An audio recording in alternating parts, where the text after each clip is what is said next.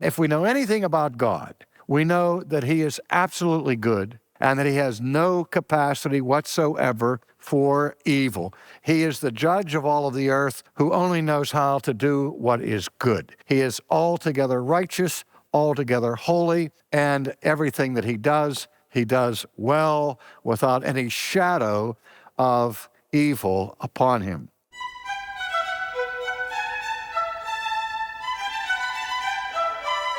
Have you ever wondered why there is evil in the world when God is absolutely good and is all-powerful? The origin of evil is a deep theological question, but it's not one we should skip over.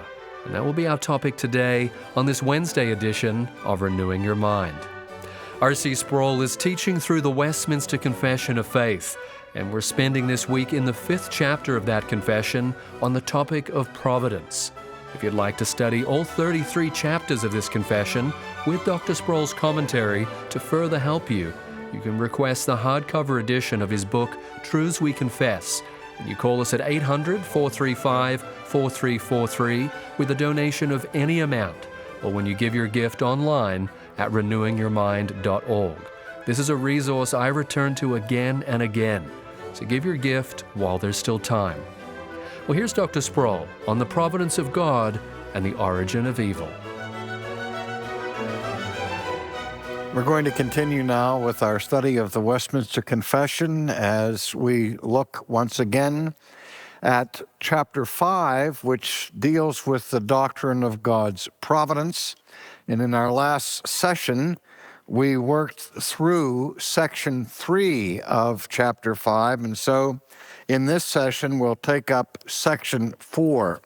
Let me read at least the beginning statements of section 4, which goes as following. The almighty power, unsearchable wisdom, and infinite goodness of God so far manifest themselves in His providence that it extendeth itself even to the first fall and all other sins of angels and men, semicolon. You know, the Westminster Divines had a propensity for dropping bombs in the first couple of lines and then hanging you in suspended animation with a semicolon before they give you any kind of relief. But what they're doing here at the beginning of section 4 is dealing with one of the most difficult theological questions that we ever are concerned with and wrestle with, and that is the relationship to God's providence and His sovereignty to human sin. And here with specific reference to the fall of the human race. I don't think I'd been a Christian for more than 3 months, and I was a freshman in college when I was in the men's dormitory in the basement where they had a rec room, and I was playing ping pong. And I vividly recall that in the middle of one of our volleys, I can tell you which end of the table I was on. I was at that end of the table. In the middle of one of these volleys, it struck me as a new Christian. If God is holy, God is altogether good, how can there possibly be evil in this world? And I was deeply struck by that question and began to search out answers from our professors and from the books and so on in trying to figure out how that can be. And of course, I realize now that question, I wasn't the first person to raise that question. That question was called by 19th century liberal theologians who were skeptical of supernatural Christianity. It was called the Achilles heel of Christianity. That is, Christianity's most vulnerable spot in terms of defending the truth claims of that faith. And we think of some of the great philosophers of Western civilization, people like John Stuart Mill, who said that if God is all-powerful and all-loving, there couldn't possibly be evil in the world. So since there is evil in the world, either God is not all loving, and though he has the power to prevent evil from being in the world, if he chooses not to exercise that power, but allows evil to exist in this world, or in any sense ordains the reality of evil, then he could not be a good and loving God. On the other hand, if he is all loving and all good in and of himself, and evil still exists in spite of his goodness and in spite of his loving kindness, then he must not be all-powerful. He must be impotent with respect to any ability to stop the origin and spread of evil in the world. And so there have been all kinds of struggles throughout history with the theologians offering what they call theodicies. And maybe that word is a new word for you, but the word theodicy is a combination of two Greek words kind of jammed together. The first word you're probably familiar with, the word theos, which is the Greek word for God. We have the term theology, which is the study of God. And then the word dikaios, which is the word for justice or righteousness or justification, dikaiosune. And so that a theodicy is a rational, intellectual attempt to justify God for the existence of evil in the world. At the university, I used to teach the history of philosophy, and on many occasions would have to treat this question in the history of philosophy on how great thinkers through the ages have sought to wrestle with it. And I can remember being sorely tempted on some occasions to use some of the more clever theodicies that have been proffered by Western thinkers that I knew were not sound, that I figured I could convince students anyway, but I didn't do it. I stepped away from that temptation. But some of these are very, very masterful in their discussion, but most of them fail and fail miserably to answer the question of the origin of evil. And when we look at the boundaries or borders that define the limits of our speculation and understanding with respect to the problem of the origin of evil, there are certain fundamental principles that we gain from Scripture that have to be kept in place as we begin to probe this difficult question. The first one is what we call in theology the biblical a priori. Now again, this may be some technical language that you're not familiar with. You're familiar with the word biblical.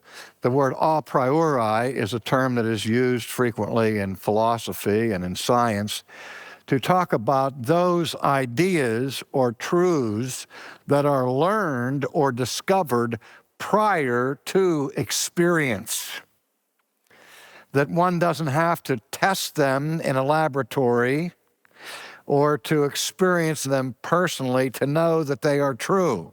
An a priori truth would be 2 + 2 is 4, because those two things are rationally considered as a logical connection, and that's an a priori truth. Well, usually when we talk about a biblical a priori, we're talking about a truth that is so self-evident, so manifest, that it, in a sense, becomes a governing principle for all of our thought about the things of God. And what has been called the biblical a priori is the axiom that says God is neither the author nor doer of evil. That has to control our thinking about all speculation with respect to the origin of evil. That if we know anything about God, we know that he is absolutely good and that he has no capacity whatsoever for evil. He is the judge of all of the earth who only knows how to do what is good. He is altogether righteous, altogether holy, and everything that he does well without any shadow of evil upon him. Now that raises the question then, going back to what John Stuart Mill and others asked a few moments ago, well, if the a priori is that God is absolutely good, absolutely righteous, we're still left with the question, how can this be that there's evil in the world? One of the most common ways to answer that question is to deny the reality of evil and to say that evil is simply an illusion.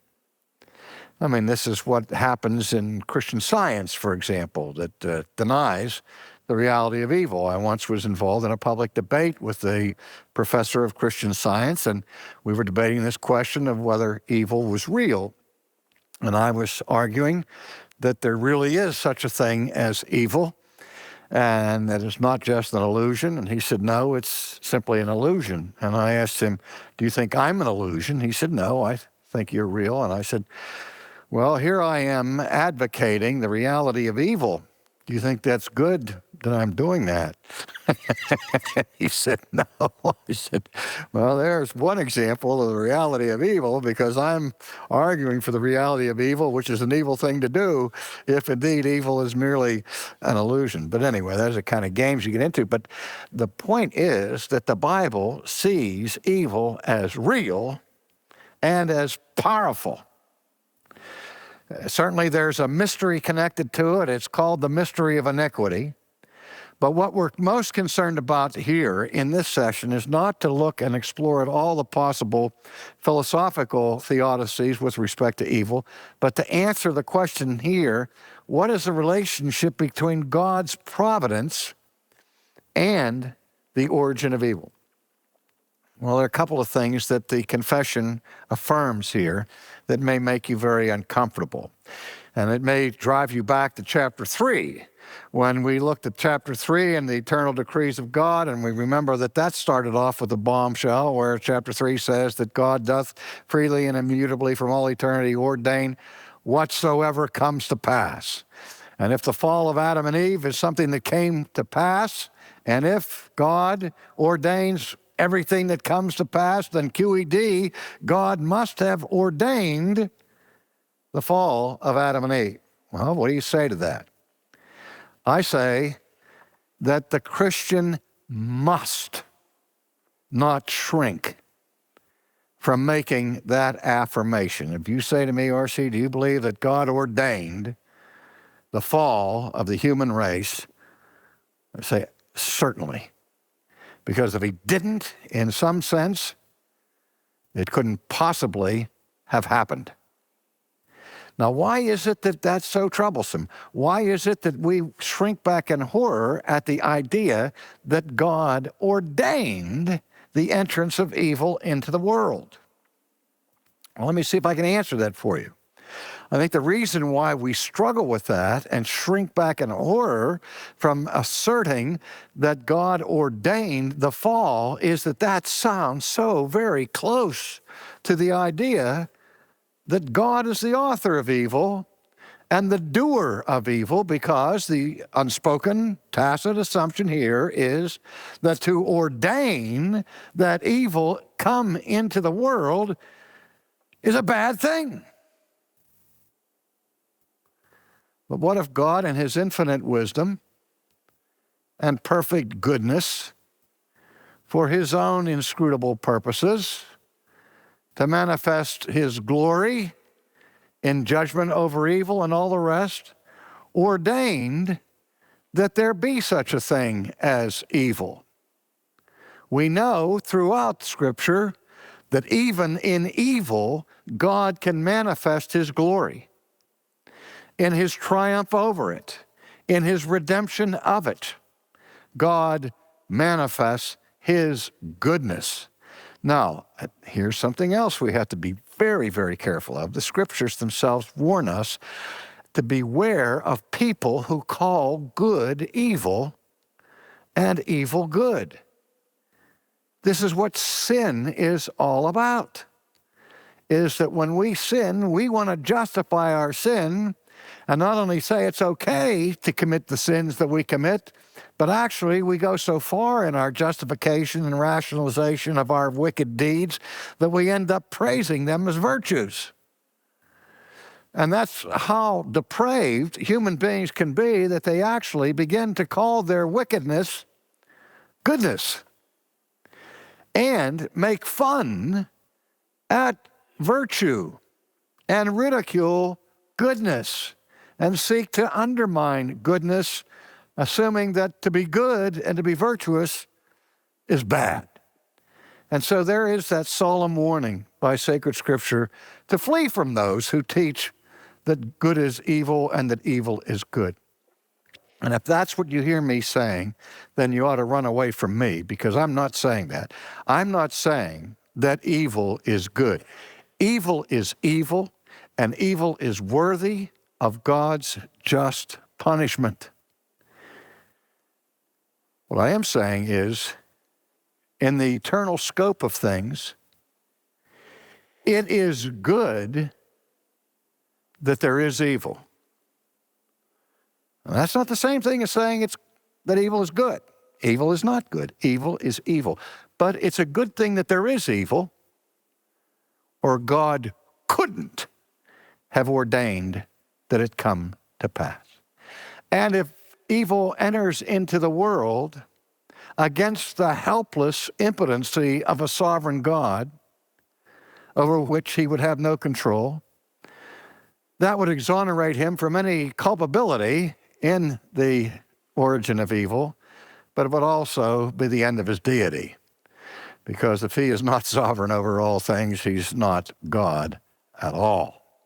And so that price is too heavy to pay to deal with it. And so I think that the authors of the Westminster Confession are right on the money in the way they handle this question. And again, let's look at it.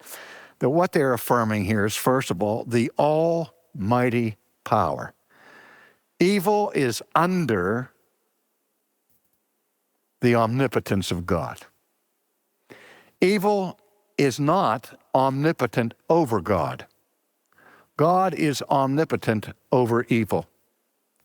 And that's great news for us, because we live in a world where every day evil triumphs.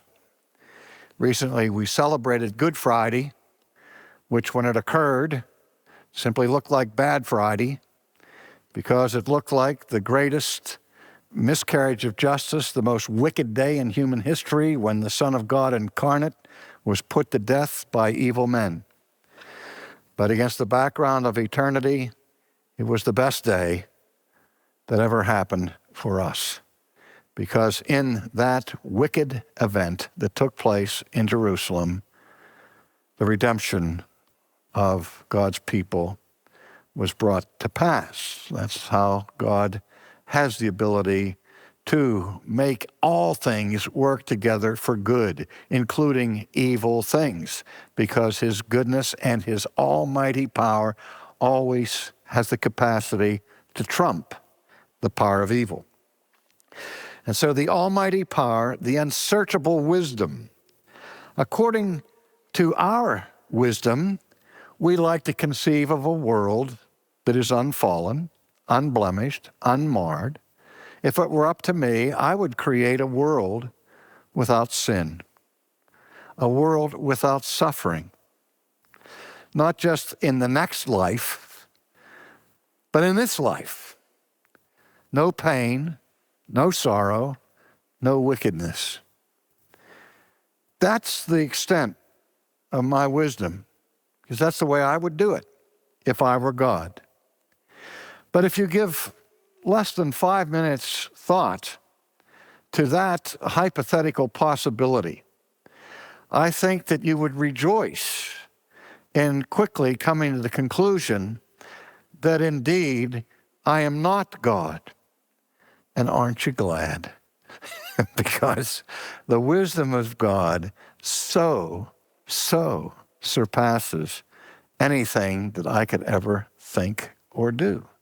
And so the divines have it right here. They say, we're going to look at God's power, and we're going to look at his wisdom, and we're going to look what? At the infinite goodness. A goodness that has no boundaries. A goodness that doesn't pass into wickedness at some point on the spectrum. Because in the moral character of God, there is not a spectrum between good and evil. There's only good. And it goes perfectly in every direction, infinitely. And so they start off by affirming the almighty power, the unsearchable wisdom, the infiniteness of God so far manifest themselves in his providence that it extends itself even. See, they're understanding the pain of this question. That they're saying that God is so powerful, so good, and so wise that his manifest providence extends even to the first fall and all other sins of angels and men. Now we get finally to the semicolon. And not by a bare permission, but such as hath joined with it a most wise and powerful bounding, and otherwise ordering and governing of them in a manifold dispensation to his own holy ends. Now let me stop there for a minute and take a breath, because the relief that's coming after the semicolon at first doesn't sound like much relief, because the second part of the sentence goes on and makes it even tougher, puts us on the rack, because it says it doesn't just vaguely somehow within God's providence that evil exists.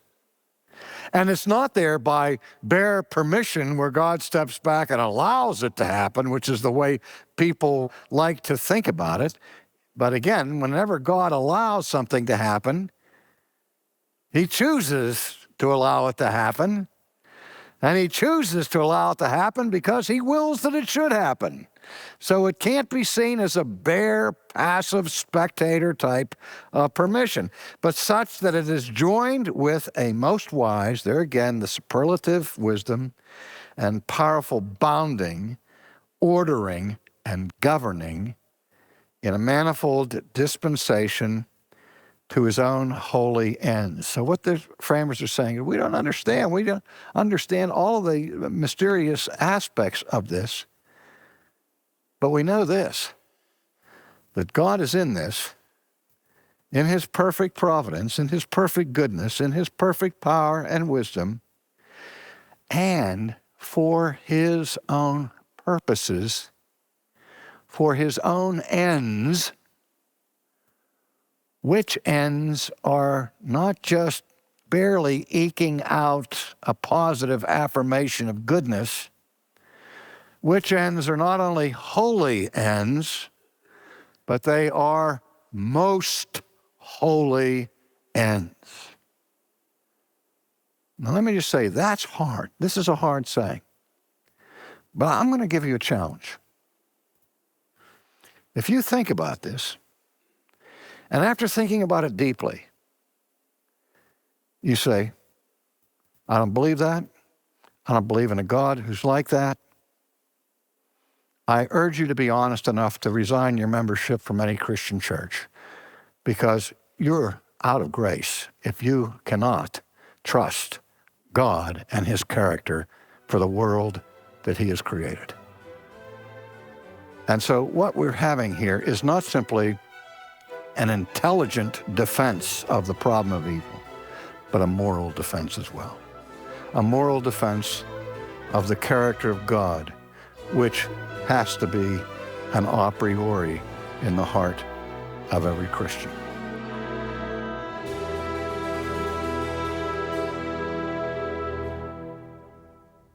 That was R.C. Sproul on this Wednesday edition of Renewing Your Mind. I'm your host, Nathan W. Bingham.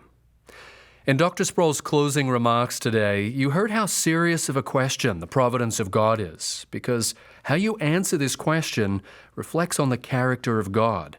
And R.C. Sproul spent his entire ministry helping people know who God is, which is one of the reasons he produced resources like Truths We Confess, taking what he called one of the most important confessions of faith ever penned and providing commentary to help you understand what this confession is teaching and how it summarized biblical Christianity. You can add the hardcover edition of Truths We Confess to your library when you give a donation of any amount at renewingyourmind.org, by phone at 800-435-4343, or when you click the link in the podcast show notes. In addition to receiving this popular resource, your generosity helps keep Renewing Your Mind freely available to Christians around the world, including on our new YouTube channel. If you haven't subscribed yet, I encourage you to do so and to turn on notifications. So give your gift today, as this offer ends on Friday. We've thought about the origins of evil, but what about the evil, the sin in your life? How does that relate to God's sovereignty and providence? Join us Thursday here on Renewing Your Mind.